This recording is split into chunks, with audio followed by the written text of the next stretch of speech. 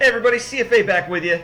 Thank you for joining us today. We appreciate your support. Now we're going to get to history and the 1943 cent here shortly, but first I want to remind everyone that Mrs. CFA and I do a live stream coin roll hunt every Sunday at 4 p.m. Pacific Standard Time, where we go through coins, we learn about coins, we do some giveaways, and we have some fun, and we would love it if you would come join us.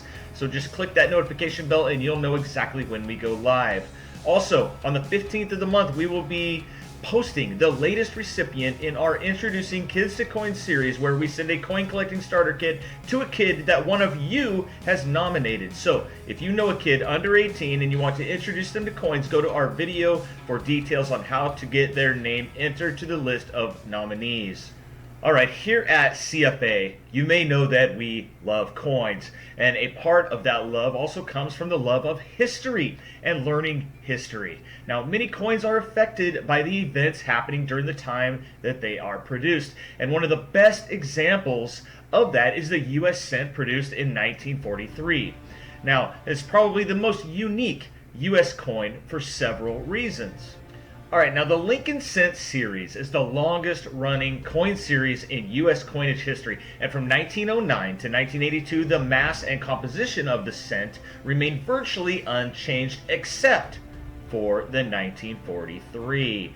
Now, rather than a 95% copper planchet weighing about 3.11 grams, the mint used a 99% steel planchet that weighed 2.7 grams.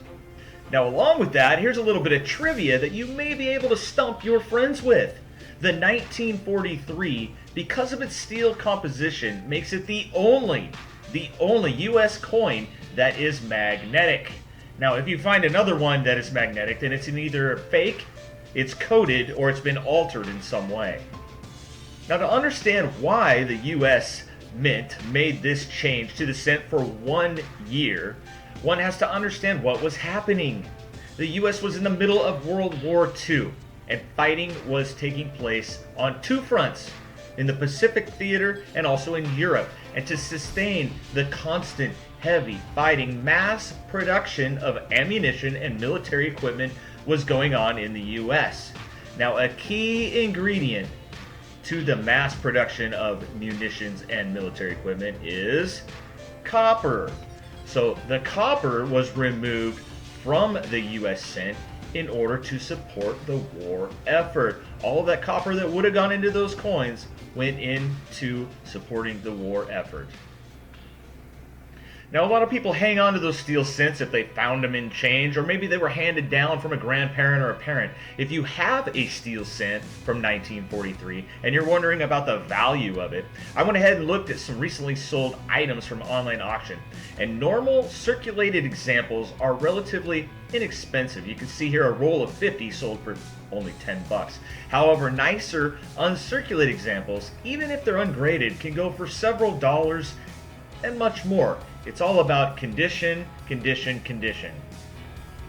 Alright, appreciate you guys watching. Hope you enjoyed this. Hope maybe you learned a little bit of history about the 1943 cent and why we love coins and history and how they go together, and you can learn about both through both. So this was a lot of fun for us to research and do. We're going to be looking for more of these types of videos in the future. So if you like these, let us know in the comments below, because the 1943 steel cent is not the only U.S. coin that has been affected during wartime. We'll just wait till we get into the war nickels coming soon. All right, thanks again for supporting Coins for Amateurs, and as always, keep checking that change.